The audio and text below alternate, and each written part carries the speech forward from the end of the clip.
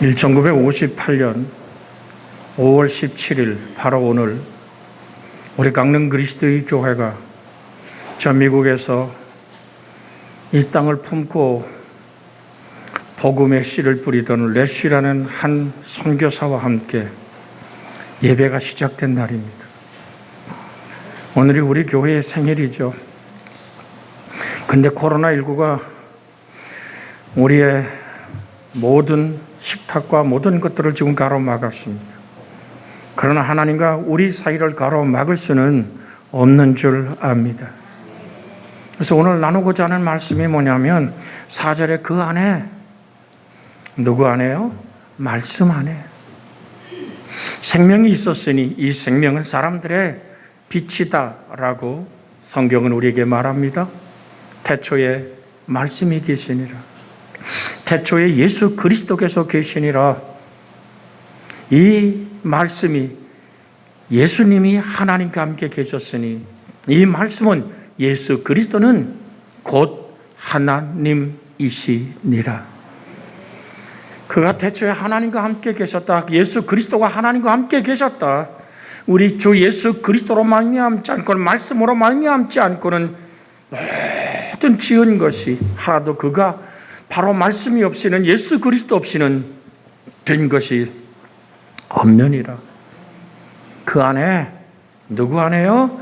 예수 그리스도 안에 그 안에 누구 안에요? 말씀 안에 생명이 있었다. 이 생명은 사람들의 빛이다. 여기서기는 빛이라는 이 단어는요, 그냥 이렇게 만들어진 이런 조명이 아닙니다. 이 빛은 살아있는 생명의 근본을 가리키는 빛입니다. 야이로의 집에 12살 먹은 딸이 시름시름 앓아갑니다.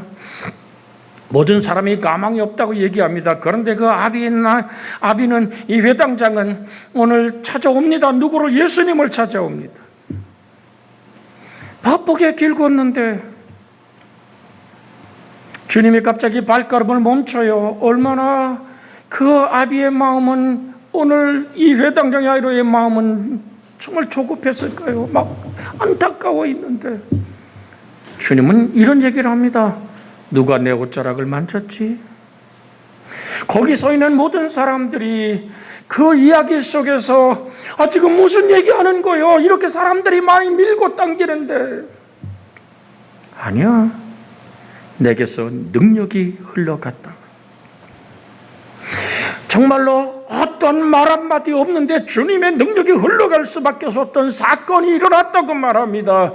그것은 12의 혈루병 앓던 여인이 의사에게 또한 수많은 약을, 모든 재산을 다 탕진하고도 여전히 병이 위급하고 힘들 때 예수 그가 메시아라면 그 안에 생명이 있기에 내가 예수님의 옷자락만 만져도 낫겠다라는 그 여인의 고백이, 그 신앙이 예수님의 옷자락을 잡는 순간에 혈루의 근원이 멈추고 치료되는 역사가 일어납니다. 사랑하는 여러분, 그 안에 누구 안에? 예수 그리스도 안에, 그 안에 무엇 안에? 성경 말씀 안에 생명이 있습니다. 이 생명은 여러분과 제 속에서 영원한 부활로 내 아버지 앞에 서는 순간까지 우리를 붙들 뿐 아니라 그곳에서 하나님을 영화롭고 찬양하는 존귀한 은총의 근본이 되는 것이 살아계신 하나님의 말씀입니다. 이 말씀이 여러분과 저의 만남이 되어지기를 예수 그리스도의 이름으로 축복해 드립니다. 사건이 여기서 끝난 게 아니잖아요. 야이로 집에서 사람이 다가옵니다. 선생님을 그만 괴롭히십시오. 당신의 딸이 죽었습니다. 여러분, 이 얘기 앞에 주님이 서 있고 야이로가 서 있고 죽음의 싸늘한 그 찬바람이 전체를 휘돌고 있을 때에 주님은 말씀합니다. 두려워하지 마. 내가 믿어라. 내가 믿는 믿음을 가지라. 여러분, 살아계신 하나님의, 내가 지금 나를 초청해, 나는 부활이고 생명인데 내가 믿고 이 발걸음을 멈추게 하지 마라 라고 말씀하시는 주님의 목소리. 여러분, 우리는 수많은 일들을 만납니다. 인간의 한계를 가지고 하나님의 한계를 잘 때가 있습니다. 하나님이 내가 못하니까 하나님도 못할 거야. 아니요. 주님은 이렇게 말씀하십니다. 할 수 있거든이 무슨 말이냐? 믿는 자들에게는 능히 하지 못할 일이 없느니라. 예전에 있던 성경을 외우는 사람들은 능히 할 수 있거든이 무슨 말이냐? 믿는 자에게 능치 못함이 없느니라. 내가 나 예수를 생명으로 믿느냐 말이죠. 그때 야이로는 예수님을 모시고 예수님 제자들과 함께 자기 집에 당도합니다. 이미 장례는 벌어졌습니다. 울음꾼들이 와서 돈을 받고 울기 시작합니다. 오늘 꽃을 드립니다. 그러면서 장례식 분위기가 전 집안 안에 가득합니다. 오늘 장례사가 이미 12살 먹은 그의 딸이 죽었음을 확인합니다. 그때 주님은 거기서 뭐라고 얘기합니까? 그 죽음에 싸늘한 시체를 바라보고 우는 무리들 앞에서 이렇게 말합니다. 죽은 것이 아니라 잔다라. 다 죽음의 울음소리 우는 사람들을 다 내쫓아 버립니다. 밖으로 쫓아버립니다. 그때 사람들이 비웃더라고 말합니다. 정말로 별 미친놈 다 봤다는 얘기죠. 근데 주님은 그 믿음을 가진 오늘 아름다운 그 어미와 그 부모 아비 외에는 베드로와 요한과 야고보 그 하나님의 사람들과 함께 죽은 시신을 향해서 다가가서 말합니다. 난리다 꿈 하십니다. 소녀야 일어나라. 여러분, 예수님 오늘 말씀합니다. 내가 곧 길이요 진리요 생명이니 나로 말미암 자는 아버지께 올 자가 없느니라. 오늘 그 딸은 일어납니다. 먹을 것을 주라고 말합니다. 모든 사람들이 그 아이가 문을 열고 나가서 마당에 뛰노는 모습을 보면서 얼마나 놀랐을까요? 사랑하는 여러분, 여러분과 저에게 생명을 허락하신 분이 하나님이십니다. 여러분의 저의 생명의 시작도 끝도 내시는 분이 하나님이십니다. 여러분과 저의 인생의 오늘 내용을 허락하신 분도 하나님이십니다. 죽음이라는 아무것도 없는 그 막막한 빈들 같은 광야에 모든 사람은 서 있습니다. 근데 주님은 그곳에 오셨습니다. 주님은 여러분과 제 속에 오셨습니다. 주 예수를 믿어라. 그리하면 너와 내 집이 구원을 얻으리라는 이 말은 지나가는 얘기가 아닙니다. 소녀야 일어나라고 말할 때 죽은 아이는 생명을 얻습니다. 죽은 것이 아니라 잔다고 선포할 때 죽음의 잠에서 일어나기 시작하는 겁니다. 여러분, 성경은 모두 하나님의 감동으로 되었다고 말합니다. 하나님의 감동이라는 이 성경 말씀의 원어적 풀이는 하나님의 살아계신 숨결입니다. 그냥 읽으면 글이요. 오늘도 우리가 1절로 4절을 읽었습니다. 만물이 그로 말미암아 지은 바 되었으니 그거 없이 된 것은 없다고 얘기하는 3절의 말씀을 우리는 읽었습니다. 과연 이 땅의 모든 것들이 지금 강단 앞에 예쁘게 펴있는 이 꽃들의 아름다움을 누가 결정했을까요? 여기서 이 꽃들이 호흡하며 꽃을 피워낼 수 있는 이 생명의 뿌리는 무엇일까요? 오늘 3절 같이 한번 읽습니다. 화면에 띄워서 3절 읽습니다. 만물이 그로 말미암아 지은 바 되었으니 지은 것이 하나도 그거 없이는 된 것이 없느니라. 모든 생명의 시작은 하나님이, 여러분과 저의 생명의 시작도 하나님이요 생명의 내용물을 채우시는 분도 하나님이신 줄 믿습니다. 죽음으로 모두가 썩어 문드러지는 나사로를 향해서도 마르다와 마리아에게 말합니다. 돌문을 옮겨 놓으라고 말합니다. 썩었는데요, 이미 무덤에 들어가서 나흘되어서 썩어 문드러진 죽음의 냄새가 가득한데요, 그때 주님은 이렇게 말합니다. 내가 믿으면 하나님의 영광을 보리라. 예수님 무엇을 증명하고 싶은 겁니까? 사람을 지으시니가 하나님, 이 땅에 보내시니가 하나님, 그 생명을 거두는 분도 하나님, 부활로 일어서서 영원히 죽지 않는 생명의 첫 열매가 되신 우리 주 예수 그리스도, 그를 믿는 자마다 멸망하지 않고 사망에 갇혀 절망에 눈물로 슬피 울며 그 영원한 지옥불에 던지우지 않고 둘째 사망이 그를 묶어둘 수 없는 자유하는 영혼을 선포하고 있습니다. 이것이 생명입니다. 살아계신 하나님의 말씀을 들으면 때로는 아픔이 다가올 수도 있습니다. 그러나 동시에 속 시원한, 속 후련한 평화가 우리를 붙든다는 사실을 기억하시기를 원합니다. 우리가 저번 주에 나눴었죠. 마가복음 2장 5절부터 시작된 중풍병자가 침상에 달려서 내리기 시작합니다. 자, 1절부터 볼까요?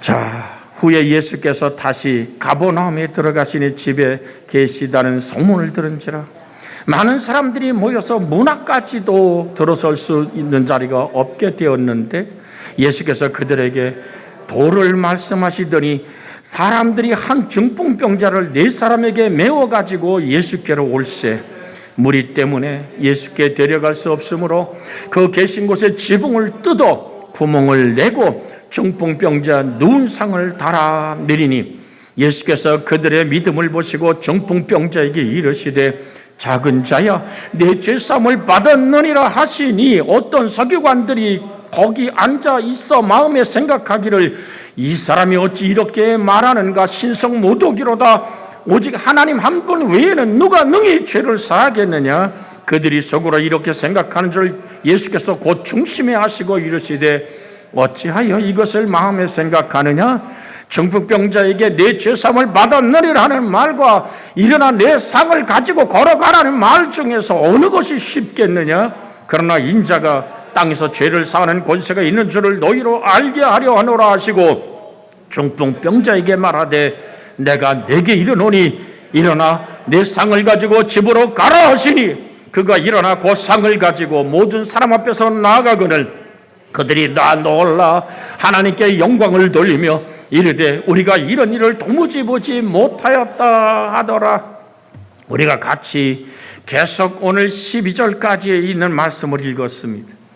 중풍병, 여러분 뇌 혈관이 터지든지 막혀서 움직일 수 없는 그 질병을 주님은 말씀으로 선포할 때 그의 인생 속에 가득한 것은 죄악이었고 좌절이었고 절망이었고 소망이 없는 정말로 그 누구도 가까이 할 수 없으나 그가 평상시 살았던 삶 때문에 4명의 친구들이 그를 메고 와서 지붕을 뚫고 그 상을 달아내리는 소망을 하나님께 둔 그 순종의 발걸음을 보시고 주님은 그 영혼 가득한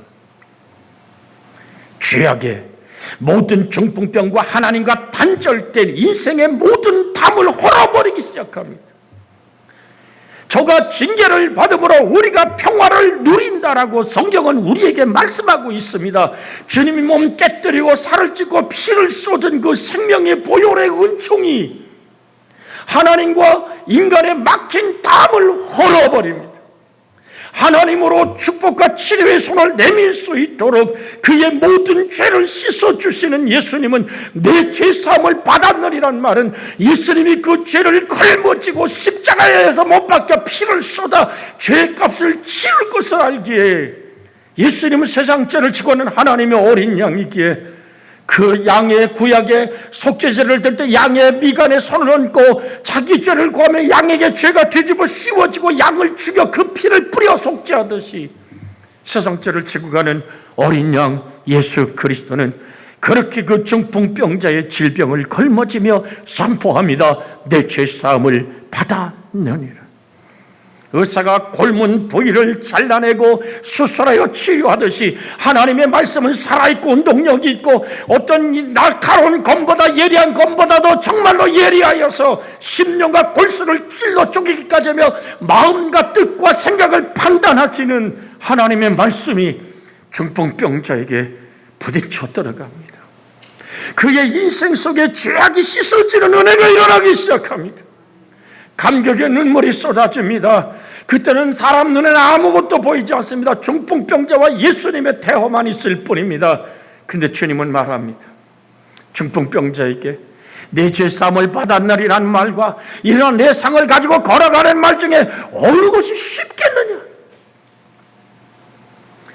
예수님은 우리의 날마다 짐을 지시는 구원의 하나님인 줄 믿습니다. 예수님은 우리의 질병을 짊어지셨습니다. 치료자의 외침은 중풍병에서 그를 놓일 수 있습니다. 그러나 더 어려운 것이 뭡니까? 그의 평생의 인생과 하나님과의 가로막힌 모든 담을 헐어버리고 그의 인생의 내용을 예수로 채우시는 용서의 사랑이 흘러들어가기 시작할 때 중풍병자의 인생은 달라지는 것입니다. 눈에 보이는 중풍병의 치료보다 중요한 것은 하나님과 인간의 막힌 담이 헐어지는 것이 중요하기에 주님은 그렇게 그 인생에게 선포하며 오늘도 우리에게 선포합니다. 내 죄 사함을 받았느니라. 예수님의 십자가를 바라보고 나의 허물과 죄를 고하며 눈물로 간구하는 그에게는 인생의 모든 내용을 하나님의 생명으로 채우시는 하나님의 은혜가 성령 안에서 임하심을 기억하십니다. 내 상을 들고 집으로 돌아가라고 말할 때 상을 번쩍 들고 좌절과 절망의 아픔을 이제는 씻어낸 하나님의 승리의 사람으로, 건강한 사람으로, 축복받은 사람으로 하나님의 말씀에 순종하는 발걸음을 내딛는 중풍병자를 이제는 더 이상 그를 중풍병자라 부를 수 없는 건강한 사람을 바라보며 하나님을 찬양하기 시작합니다. 사랑하는 여러분, 우리 인생이 아프고 지치고 병들고 때로는 오늘 좌절하여 인생이 무너지는 그 순간에 우린 하나님을 향해서 부르짖습니다. 그때 하나님은 어떻게 우리에게 다가와 당신의 뜻을 이룹니까? 시편 107편 18절에 있는 말씀부터 20절까지 오늘 같이 봅니다. 그들은 그들의 모든 음식물을 싫어하게 되어 사망의 문에 이르렀도다. 이에 그들이 그들의 고통 때문에 여호와께 부르짖으며 그가 그들의 고통에서 그들을 구원하시되 그가 그의 말씀을 보내어 그들을 고치시고 위험한 지경에서 건지시는도다. 20절 한 번 더 크게 읽을까요? 그가 그의 말씀을 보내어 그들을 고치시고 위험한 지경에서 건지시는도다. 여호와의 인자하심과 인생에 행하신 기적으로 말미암아 그를 찬송할지로다. 우리 성가대가 하나님을 찬양할 때 우리가 온 마음으로 하나 되고 찬양이 끝날 때 하나님을 향한 영광의 박수를 치는 이 고백을 하나님은 음행하실 줄로 믿습니다. 하나님은 무엇으로 우리를 치료하신다고요? 무엇으로 우리를 위경에서 건져내신다고요? 하나님의 말씀을 보내요. 왜? 그 말씀이 온 만물 천지를 지을 때 근본이 되었고 그 말씀이 곧 하나님이신지라. 그 생명이신 예수를 옷자락만 맞아도 낫겠다고 여겼던 한 이 여인의 혈류의 근원이 멈추듯이 오늘 여러분과 제가 살아계신 하나님 말씀을 만나는 은혜가 있기를 주의 이름으로 축복해 드립니다. 그 말씀을 주야로 묵상함으로 그 말씀이 내 속에 시냇물을 이름으로 하나님의 살아계신 말씀이 나와 함께하기에 내가 살아있음을 확인하는 은혜의 사람들이 되어지기를 주의 이름으로 부탁을 드립니다. 하나님의 능력을 사람의 생각과 지혜와 지식으로 제한하지 마십시오. 하나님은 살아계시고 오늘도 역사하시고 믿는 자에게 이런 표적이 따르리니 라고 말합니다. 저들이 귀신을 쫓아내며 새 방언을 말하며 오늘 정말로 병든 자에게 선증 나왔고 무슨 독을 마셔도 해를 받지 않는 믿는 자의 축복. 그 믿음이 어떻게 생긴다 그랬어요? 믿음은 들음에서, 들음은 그리스도의 말씀으로 말미암습니다. 생명의 말씀을 그렇게 만나고 그 말씀과 관계를 맺고 그 말씀의 살아계심이 여러분을 이끌어가는 은혜가 있기를 주 예수의 이름으로 축복해 드립니다. 그래서 살아계신 말씀이 내 영혼을 비추기 시작할 때 나의 죄악이 드러나기 시작합니다. 나의 아픔이 생각나기 시작합니다. 나의 좌절과 절망의 중풍병으로 드러나 있는 그 중풍병자와 같이 가엾이 주님을 일어설 수도 없고 냄새 피우며 좌절과 절망의 침상에서 승리의 길은 예수 앞으로 나오는 것이요, 그 예수님의 말씀에 귀를 기울이는 것이요, 예수님이 십자가를 지고 갇혔던 그 골고다의 길, 예수님이 부활하여 승리함으로 나의 영혼이 예수님의 십자가의 보혈이 능력이 되고 생명이 되는 이 고백 안에서 살아있는 믿음의 사람들 되어지는 은혜가 있기를 주의 이름으로 소원해 드립니다. 잠언 1장 23절에 보면 나의 책망을 듣고 돌이키라. 보라, 내가 나의 영을 너희에게 부어주며 내 말을 너희에게 보내리라 라고 말씀합니다. 한번 같이 읽습니다. 시작. 나의 책망을 듣고 돌이키라.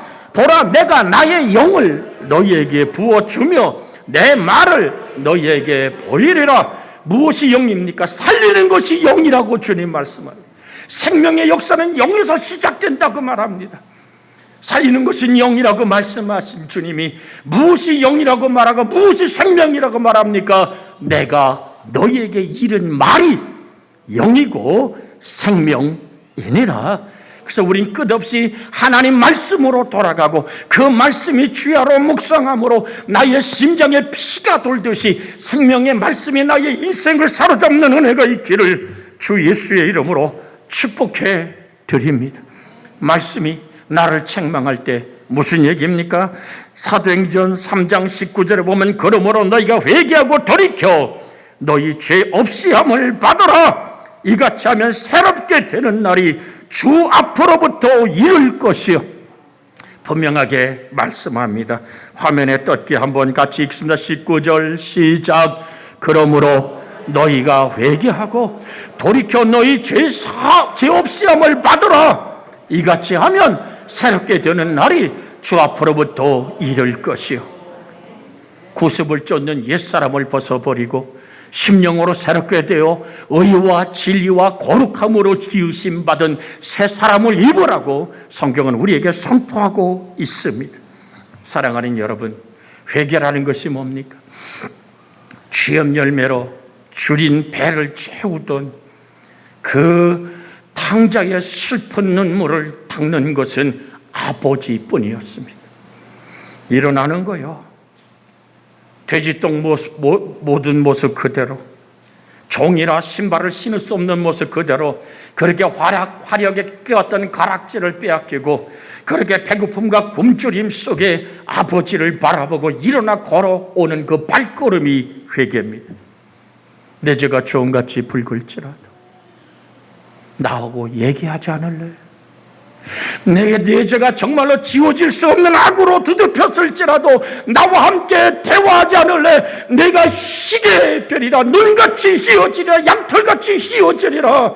왜? 주님은 내가 너의 죄를 걸머지고 십자가에서 죽었다.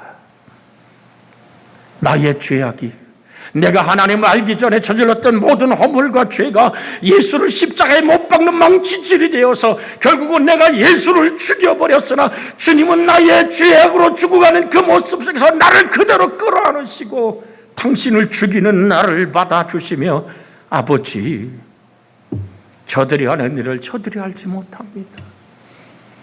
저의 죄를 용서하여 주시옵소서라고 선포하시며 마치 우편 강도에게 선포하듯이 내가 오늘 나와 함께 낙원에 있으리라 하시던 주님의 축복의 목소리는 성경으로 돌아간 우리들에게, 살아계신 하나님 말씀으로 호흡하는 우리들에게 오늘도 다가와 역사하시며 너 마음에 근심하지 마라.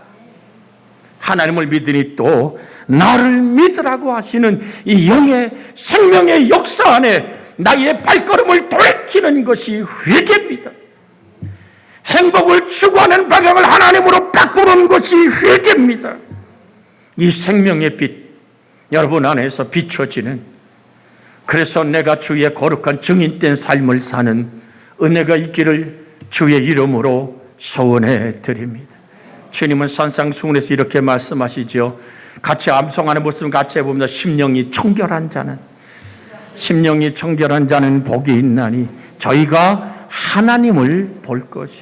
마음이 청결한 자, 예수의 보혈로 씻겨지고 하나님 말씀으로 내 영혼이 정결케 되고 다듬어지고, 이 땅의 모든 욕심과 이 땅의 모든 교만과 이 땅의 모든 음란함, 또한 시기와 분노와 게으름들을 십자가에 못 박아 버리고 내 안에 사는 이가 그리스도임을 고백하는 그 사람을 뭐라 그럽니까? 거듭난 사람이라고 말합니다. 베드로전서 1장 23절에 보면 너희가 거듭난 것은 썩어질 씨로 된 것이 아니요 썩지 아니할 씨로 된 것이니 살아있고 항상 있는 하나님의 말씀으로 되었느니라. 같이 한번 읽을까요? 시작. 너희가 거듭난 것은 썩어질 씨로 된 것이 아니요 썩지 아니할 씨로 된 것이니 살아있고 항상 있는 하나님의 말씀으로 되었느니라. 살아있고 항상 있는 하나님의 말씀. 사랑하는 여러분, 내가 예수 그리스도의 거룩한 성령의 바람이 불어와 내가 예수님을 금방 설명한 십자가의 죽음과 부활이 나를 향한 하나님의 사랑으로 부딪히는 것을 새로 태어남이라고 말합니다. 새로 태어난 자의 영혼 안에, 저 광야 같은 인생길을 걷던 삶 안에 강이 도도하게 흐를 수 있는 샘이 터지는 일은 어디서 일어납니까? 바로 우리 주의 성령이 우리 속에 임하여 살아계신 진리의 말씀으로 나를 자유케 할 때 나타나는 사건인 줄로 믿습니다. 마태복음 4장 4절에 보면 예수께서 대답하여 이르시되 기록되었으되 사람이 떡으로만 살 것이 아니요 하나님 입으로 나오는 모든 말씀으로 살 것이니라 하였느니라 하시니, 이 말씀 어디서 했죠? 광야길에서 한 거예요. 이스라엘 백성을 광야에 둘 수밖에 없었던 하나님의 심정은 내가 왜 너를 광야에 두어 40여 년을 그렇게 해도 너의 인생이 곤고하고 힘든 길을 걷게 하는 줄 아느냐? 무엇을 너에게 알게 하려고 그런 줄 알아? 주님이 말씀합니다. 사람이 떡으로만 사는 게 아니야. 네가 이 광야길 인생의 걸음걸음마다 하루 벌어 하루 먹고 때로는 어디에 갈지 모르는 인생의 방황과 절망 속에 사는 인생의 광야길에서 내가 만나야 될 것은 내가 떡으로만, 밥으로만 사는 것이 아니라 하나님 입에서 나는 모든 말씀으로 사는 것을 너로 알게 할 때 너의 광야는 끝나고 젖과 꿀이 흐르는 가나안의 축복은 우리에게 주어지는 것을 말씀하고 있는 것입니다. 항상 있고 살아계신 하나님의 말씀이 나를 붙잡고 이끌어가고 축복할 수 있는 근본이 뭡니까? 영접하는 자, 곧 그 이름을 믿는 자들에게 하나님의 자녀가 되는 권세를 주십니다. 메마른 광야에 강이 흐르기 시작하면 거기 꽃이 피고 나무가 생기고 귀한 열매들이 맺히며 풍성한 숲을 이루는 축복이 펼쳐집니다. 여러분, 주의 이름으로 권합니다. 복 있는 사람은 악인의 길을 쫓지 않고 죄인의 길에 서지 아니하고 오직 오만한 자의 자리에 앉지 아니하고, 그 다음에 뭐죠? 오직 여호와의 율법을 줄고하여. 시편 1편에 있는 얘기입니다. 1절로 3절에 주 여호와의 율법을 모아요 줄고하여. 오직, 자 2절 3절 읽습니다. 오직 여호와의 율법을 줄고하여 그 율법을 주야로 묵상하는 자로다. 그는 시냇가에 심은 나무가 저를 따라 열매를 맺으며 그 잎사귀가 마르지 않음 같으니 그가 하는 모든 일이 형통함이니라. 그 말씀의 주인공이 누구기에요? 살아계신 하나님이기에 그 말씀이 나의 영혼에 쉬는 물을 이룰 때 나의 모든 생애의 삶 속에 맺혀지는 열매가 잎이 오늘 시들지 않고 때를 따라 열매를 맺으며 그 모든 하늘이 다 형통한 잘 되는 역사는 내가 아니라 나를 이끄시고 나를 붙들고 오늘도 내 속에 생명의 강줄기가 흐르게 하는 생명의 말씀이 나를 통해 흘러갈 때 여러분의 인생의 내용물이 하나님의 살아계신 말씀이고 그 말씀이 강물을 내 속에 이루기 시작할 때 마르지 않는 샘의 깊은 샘의 은혜가 터져나기 시작할 때 메마른 광야에는 강이 흐르기 시작하는 겁니다. 이 은혜가 여러분과 제 속에 솟아나는 살아계신 말씀을 만날 때 일어난다는 사실을 기억하고 그 은혜 안에 있기를 주의 이름으로 부탁을 드립니다. 깊은 샘, 더 나온 샘은 마르지 않습니다.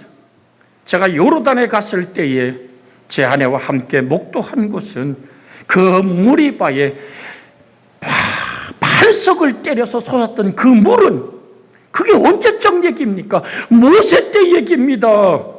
그런데 그 물이 그날도 솟고 있는 물을 보았습니다.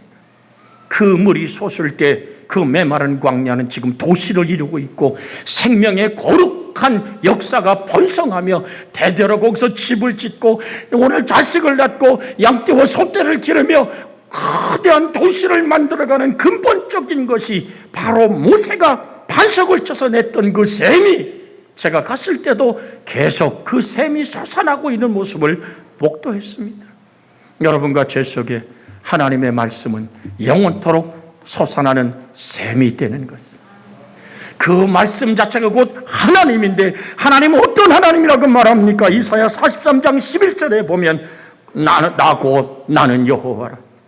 나 외에 구원자가 없느니라. 13절에 과연 태초부터 나는 그이니 내 손에서 건질 자가 없도다. 내가 행하리니 누가 막으리요라고 말씀하고 계십니다. 이사야 43장 11절부터 한번 읽어볼까요? 나 곧 나는 여호와라. 나 외에 구원자가 없느니라. 내가 알려주었으며 구원하였으며 보였고 너희 중에 다른 신이 없느니 그러므로 너희는 나의 증인이요 나는 하나님이니라 여호와의 말씀이니라. 13절 그게 읽어요. 과연 태초부터 나는 그이니 내 손에서 건질 자가 없도다. 내가 행하리니 누가 막으리요. 생명의 강이 말씀의 생명이 여러분의 영혼 안에 강처럼 샘을 이루는 역사를 누가 막으리요. 눈과 비가 하늘에 내려 땅을 적시고 먹는 자에게 양식을 주고 씨 뿌린 자에게 종자를 준 같이 그 다시 하늘로 돌아가지 않는 그 물줄기처럼 하나님의 말씀도 하나님의 일에 형통하기 전에 하나님께 돌아오지 않습니다. 여러분에게 제게 주어진 그 성경 말씀, 이것이 살아계신 하나님의 숨결이요 여러분과 저의 생명에 솟아나는 강물이 되어서 인생의 메마른 광야를 적세어내는 축복의 역사가 펼쳐지기를 주 예수의 이름으로 축복해 드립니다.